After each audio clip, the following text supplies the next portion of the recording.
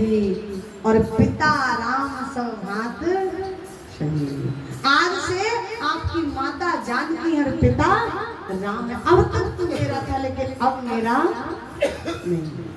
बोली सियावर रामचंद्र भगवान।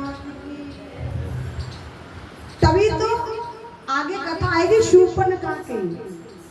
तो शूर्पणखा जब राम जी के पास गई थी तो राम जी ने कहा कि मेरा तो विवाह हो गया, मेरा तो विवाह हो गया।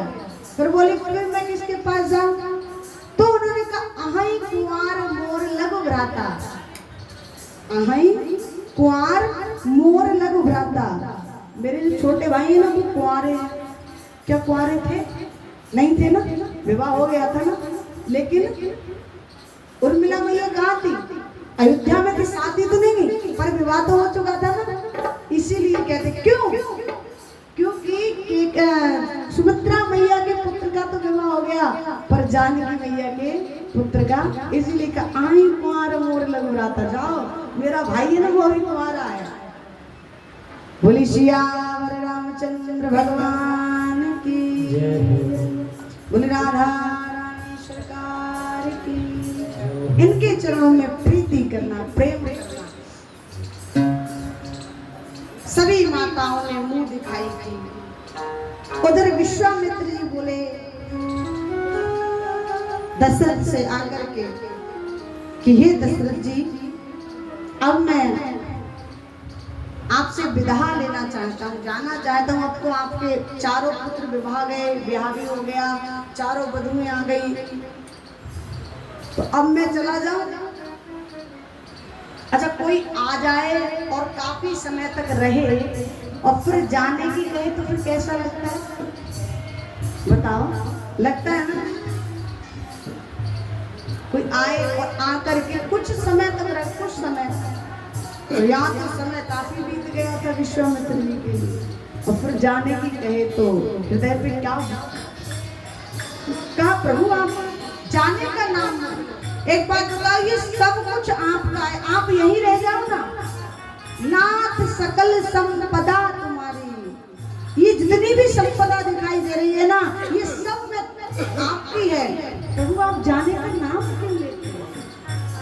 आप कोई गैर थोड़ी है, ये मेरा नहीं है। जितना यहाँ आपको सब कुछ दिखाई दे रहा है ये सब आपका, मेरा इसमें किंचित मात्र भी नहीं है।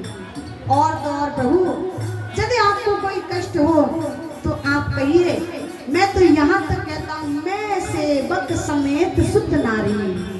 प्रभु आप और हो जाइए, मैं स्वयं सेवक बन करके पुत्रों के साथ और अपनी पत्नी के साथ आपकी चरणों की सेवा करूंगा। पर आप जाने की मैं सेवक समेत शुद्ध नारी, अपने पुत्रों के साथ, अपनी पत्नी के साथ आपके चरणों का सेवक बन करके रहूंगा, आपकी सेवा करूंगा। पर आप जाने की बात, ये देखिए ये रघुकुल है, कितनी सुंदर नीति है ना? रघुकुल रीत सदा चली आई, प्राण जाए बर बचन। ये क्या है? कोई आया है तो उसको बड़ा सम्मान दीजिएगा, हैं? अब मैं दीपक, तभी तो मुझे कहना पड़ता है बार बार। हम कथा सुनते हैं पर यहाँ से सुनकर यहाँ से निकाल लेते हैं। मैं हमेशा ये कहती हूँ, कथा कोई कहानी नहीं मेरी माता, कहानी नहीं है तो यहाँ से सुनो और यहाँ से निकाल दो। कथा इसीलिए कराई जाती है कि हमारे जीवन में कुछ ना कुछ परिवर्तन आए। समझ रहे? कथा यहाँ राजा दशरथ कितना सुंदर भाव रखते हैं। हमारे घर 4 दिन के लिए कोई मेहमान आ जाए, प्यारे भोजन कराना कठिन पड़ता है हमें। 2 दिन तो बड़ी अच्छी अच्छी सब्जी मिलेंगी, बड़ा अच्छा अच्छा पकवान, उसके बाद कोई पूछने वाला भी नहीं होता। ये किसकी स्थिति है? ये हमारी स्थिति है। और यहाँ दशरथ जी कहते हैं, मैं सेवक समेत सुत नारी, नाथ सकल संपदा तुम्हारी। ये जितनी भी संपदा दिख रही है सब आपकी है प्रभु। और आप इतना मन छोटा करके क्यों जाने की कहते हो?